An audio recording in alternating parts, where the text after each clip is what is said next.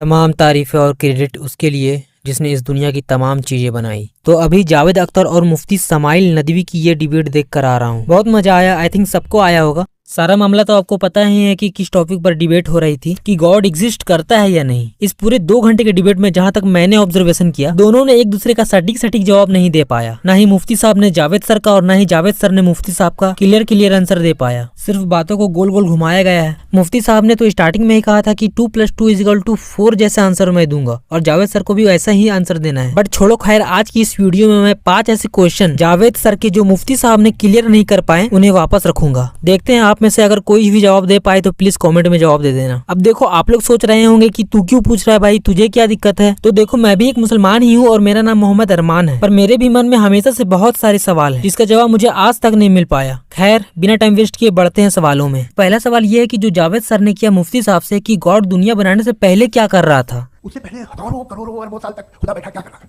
हम बैठा था ऐसी दवाइयां ले रहा था।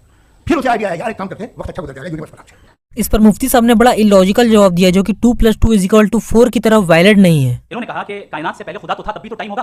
ये कायनात का हिस्सा है। हम उस खुदा को मानते हैं नेसेसरी बीइंग का टाइमलेस होना जरूरी है क्योंकि वो टाइम का क्रिएटर है। जब उसने टाइम को क्रिएट किया तो वो खुद टाइम पे कैसे होगा? उसने जब स्पेस को क्रिएट किया तो खुद स्पेस में कैसे होगा? अगर वो टाइम एंड स्पेस को पहले से ही उसका पाबंद है तो फिर किस चीज को उसने क्रिएट किया? लिहाजा ये सवाल गलत है कि खुदा था तो टाइम होगा। बिल्कुल नहीं, टाइम के पाबंद हमें खुदा नहीं है। हम फिजिकल वर्ल्ड से ताल्लुक रखते हैं, वो मेटाफिजिकल रियलिटी। अरे मेरे भाई, जाहिर है टाइम से पहले कुछ तो होगा। दुनिया जब बनी तो एक टाइम पर बनी अपने वक्त के साथ, तो उससे पहले वक्त होगा ही। ऐसा तो नहीं है कि कुछ नहीं होगा। हमारा ह्यूमन माइंड वहां तक तो जा रहा है कि उससे पहले क्या था, कुछ तो होगा। क्या था ही तो वक्त है, और आप ये बात मानने को तैयार ही नहीं है। जबकि आप दूसरी तरफ ये खुद क्लेम करते हैं कि गॉड हमेशा से है और हमेशा रहेगा। हमेशा मतलब कोई टाइम, या हमेशा रहेगा मतलब भी कोई टाइम, या फिर अनंत। यही बात जावेद सर ने भी की, लेकिन आपने तो शायद बात को गोल गोल घुमा दिया। और ये कहना कि वक्त पहले नहीं था तो फिर क्यों कहते हैं ये हमेशा से और हमेशा रहेगा? हमेशा वक्त है तो आप कैसे कहते हैं वो हमेशा से है और हमेशा रहेगा? हमेशा का मतलब है कोई वक्त, अगर वक्त ही नहीं है तो हमेशा कैसे? That's it। यहाँ पर कोई परफेक्ट जवाब नहीं मिल पाया जो कि 2+2=4 की तरफ वाजिब नहीं है। अब दूसरा सवाल है कि फेथ और बिलीव में अंतर, जो कि जावेद सर ने बड़े क्लैरिटी के साथ समझाया कि इन दोनों में क्या अंतर है। तो फेथ में और बिलीव में डिफरेंस क्या है? जो मजहब मानता है, हर मजहब फेथ मानता है। फेथ का मतलब ये है कि ना कोई गवाह हो, ना कोई सबूत हो, ना कोई रैशनल हो, ना कोई लॉजिक हो, ना कोई प्रूफ हो, मगर तुम एक बात को मानो, ये है फेथ। वरना बिलीफ होता। अगर इसमें कुछ भी सबूत होते, गवाह होते, तो फिर बिलीफ कहते हैं। जैसे मेरा बिलीफ है कि नॉट बोले, मेरा फेथ थोड़ी है। फेथ इन तमाम शर्तों को रद्द करता है। जिस चीज में लॉजिक, प्रूफ, एविडेंस, गवाह, सबूत सब मौजूद है वो बिलीव है, और जिसमें ये सब चीजें नहीं है वो फेथ है। इस पर मुफ्ती साहब ने ये जवाब दिया कि फेथ सही भी होता है, गलत भी होता है। बिलीफ सही भी होता है, गलत भी होता है। यहाँ पर मुफ्ती साहब ने कहा कि फेथ सही भी होता है और गलत भी होता है, और बिलीफ सही भी होता है, गलत भी होता है। लेकिन यहाँ पर मैं मुफ्ती साहब को बताना चाहूंगा कि फेथ सिर्फ अदृश्यमान चीजों या शक्ति या कोई अदृश्यमान जिसे ना ही हम सुन सकते हैं, देख सकते हैं, सूंघ सकते हैं, बस इन्हीं चीजों पर सही होता है। उदाहरण के लिए कि जैसे मैं बोलूंगा कि मैंने टेबल को हवा में उड़ते हुए देखा, लेकिन क्या कोई यह मानेगा? बोलेगा पागल वगैरह है क्या भाई। लेकिन इसको उल्टा अगर मैं बोलूँ कि मैंने एक आत्मा देखी उड़ते हुए, तो बहुत सारे लोग मान जाएंगे, वो भी बिना किसी सबूत के। और ऐसे लाखों एग्जाम्पल्स है। तो फेथ जो है वो 95% चांस है कि गलत ही होगा। That's it. यहाँ भी मुफ्ती साहब ने अपने 2+2=4 इक्वेशन का ख्याल नहीं रखा।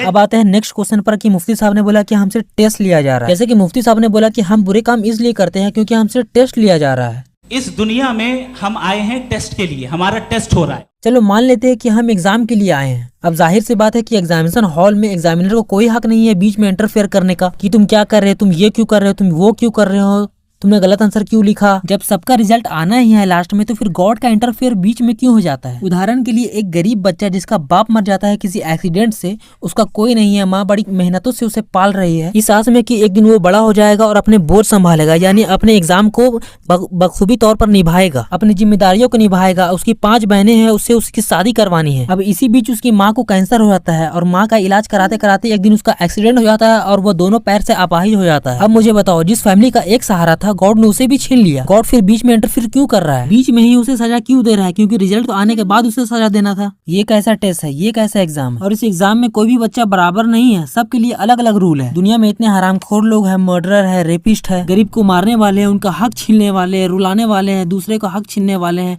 इनका एग्जाम तो बहुत बेहतर जा रहा है। ये कैसा एग्जाम है? यहाँ तो रूल ही बराबर नहीं है। यहाँ पर किसी को बराबर नजरों से नहीं देखा जाता। ये भी बिल्कुल गलत जवाब है। एक और सवाल की जो जावेद सर ने की कि नेचर में कोई इंसाफ नहीं है। जावेद सर ने कहा कि इंसाफ का तो नेचर से कोई वास्ता ही नहीं। जो आप कहते हैं कि इंसाफ करेगा, इंसाफ इज अ ह्यूमन कॉन्सेप्ट।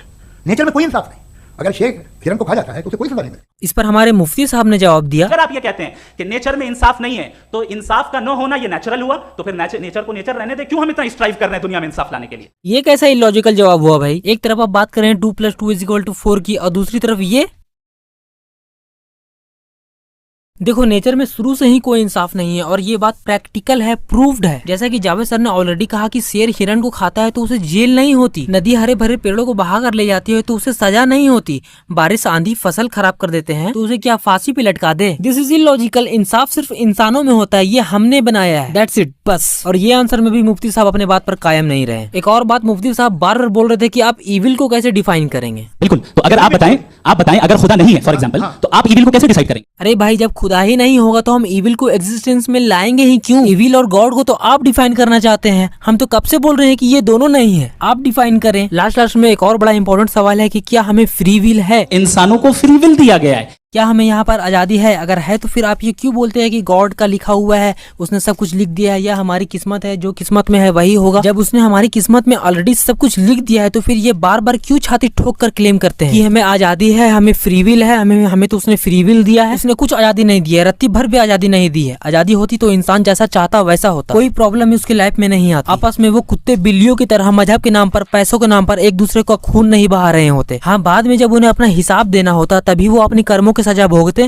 तो देखो भाई, मेरी भी कोई पर्सनल दुश्मनी नहीं है किसी भी धर्म के लोगों से या किसी भी धर्म से या अपने धर्म से भी। इवन मैं खुद एक मुस्लिम हूँ और आम लोगों से ज्यादा अपने अल्लाह की इबादत करता हूँ और उसे याद करता हूँ। बट कुछ सवाल थे जिन्हें टाल मटोल कर, गोल गोल घुमा कर, बुढ़ापे का फायदा उठाकर उन्हें दरकिनार कर दिया गया।